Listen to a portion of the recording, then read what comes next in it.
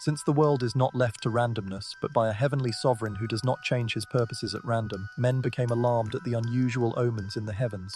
With worried minds, they asked what events these portents might foretell. The sun, the first among the stars, appeared dimmer than usual and glowed with a bluish hue. At midday, bodies cast no shade of their bodies. The sun's powerful heat felt feeble. It was as though the phenomena of a solar eclipse had been extended over an entire year. Even the full moon appeared lacking her typical brilliance. The course of the year was strange. There was a winter without storms, a spring without mildness, and a summer without heat. How could anyone hope for a harvest when the growing months had been numbed by frigid gusts? The earth was denied rain, the mother of fertility. The seasonal patterns were disordered, and the fruits of the earth were parched and stunted. Showers never came, and snow thickened the air. Sunbeams failed to warm the ground. The middle air became a void of extremes. Frost reappeared during harvest. Apples hardened instead of ripening. Grapes soured before age. And though it's mistaken to view all of this as an omen of divine wrath, its effects on agriculture were devastating. The call was clear. Ensure this year's scarcity does not bring ruin to all. Sacred will often employs hardship to assess human resilience. Famine afflicted entire provinces, yet in the face of this suffering, the people came to understand more fully the bounty of their king. Rejoice, the people were told, for though your neighbors once turned their savage temper against you, now the land is adorned with the carcasses of your enemies. If the harvest of corn is denied, you will have a harvest of the dead. Volcanoes long dormant erupted again. A golden ash fell like snow. Heavenly debris descended so thick it could be scooped up by hand. In July, snow fell. In August, frost destroyed the crops. Famine ran rampant. The emperor declared an amnesty on all taxes and rents. The sun gave forth a dull glow, like the moon. It appeared to be in a constant dimness. From the moment this happened, men knew no rest from war, pestilence, and death. These events took place during the 10th year of Emperor Justinian's reign. The pestilence that followed brought mankind close to extinction. In all other scourges from heaven, scholars could propose causes, but this calamity was defied explanation. It came not in part, nor to a single people or a single season. It swept the entire world. It spared no one, man or woman, young or old, rich or poor. Differences in climate, culture, or customs meant nothing. The disease struck regardless of place or time, summer, winter, or any other season. It began on the coasts, then moved inland. In the second year, it reached Byzantium in the middle of spring. Unfamiliar ghostly visions appeared. People saw figures in human form who struck them down with invisible blows. After seeing these beings, they were immediately overtaken by the disease. Many tried to repel the apparitions by calling upon sacred names or hiding in sanctuaries, but nothing worked.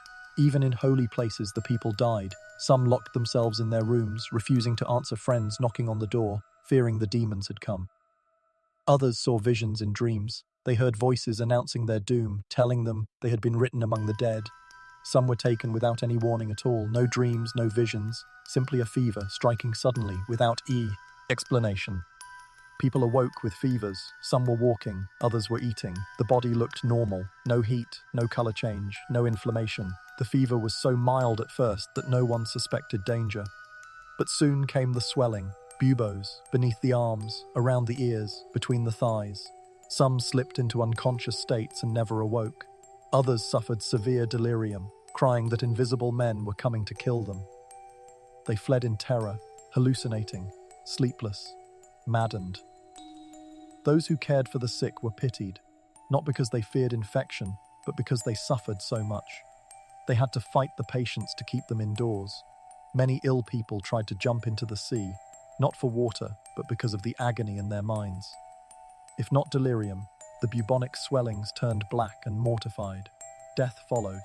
Some lost their sense of pain altogether, dying in numbness. Physicians cut into the buboes and found strange carbuncles inside. Some vomited blood and died instantly. No predictions held true. Doctors who declared patients would die watched them survive. Others thought the healthy would live, only to see them fall dead.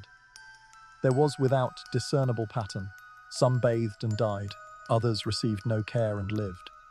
If the swellings burst and released pus, the patient might live. If they didn't, death was nearly certain. Some survived, but with damaged limbs, twisted speech, or mental infirmity. It all began in Pelusium, Egypt. Then it spread into Alexandria, into Palestine, then throughout the whole inhabited world. It avoided no land, no island, no cave, no mountain village. If it missed a place once, it returned later. In Byzantium, it lasted 4 months. At its height, 5,000 people died daily, then 10,000, then more. At first, people buried their own dead in family tombs. Then chaos broke out. Slaves died, masked. Heirs were left alone. Prosperous homes were left vacant. Even noblemen lay unburied. The emperor intervened. He ordered soldiers to bury the dead.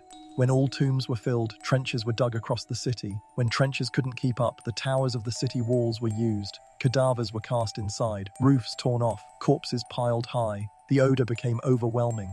Winds blew death through the streets. The rituals of burial ceased. No more processions, no more chants. Men simply flung bodies into the sea. Old enemies joined hands to bury the dead. Even the wicked turned to God, some out of fear, not repentance. The plague seemed to spare no one except, strangely, the worst of men. Byzantium turned into a city of phantoms. Those who survived sat indoors. If you saw someone in the street, he was carrying a body. All work stopped. Starvation crept in. The sick died not from plague alone, but from hunger. Even Emperor Justinian caught the disease. The swelling appeared in his groin. In a city that once ruled the world, no official garments were worn, all dressed as commoners, locked away in silence. The pestilence struck not only Byzantium, but the entire Roman Empire, Persia, and every barbarian land. In the year 848 of the Syrian calendar, a wonder beyond belief occurred. The sun remained shadowed for 18 months. For 3 hours each morning, it gave light, dim and strange, like neither night nor day. Crops failed. Trees bore no fruit. The earth became like a feeble patient, unable to stand. Then a new plague followed. In Constantinople, 5,000 died the first day, 10,000 the second, 15,000 the third, 18,000 the fourth. Official counts ended after 300,000. The plague began with a small wound in the hand, then seasoned, welling, then bursting pus. Corpses decayed openly on the roads. Bodies floated in the sea, returned by the waves. Thieves who entered houses to loot died before they could escape. In Egypt, entire cities vanished. In one place, only 7 men and a boy survived. Then the men dropped dead. The boy, weeping, saw an angel in the form of an old man. The angel led him away and said, "Go now and weep not, for this punishment is the payment for heresy and sin."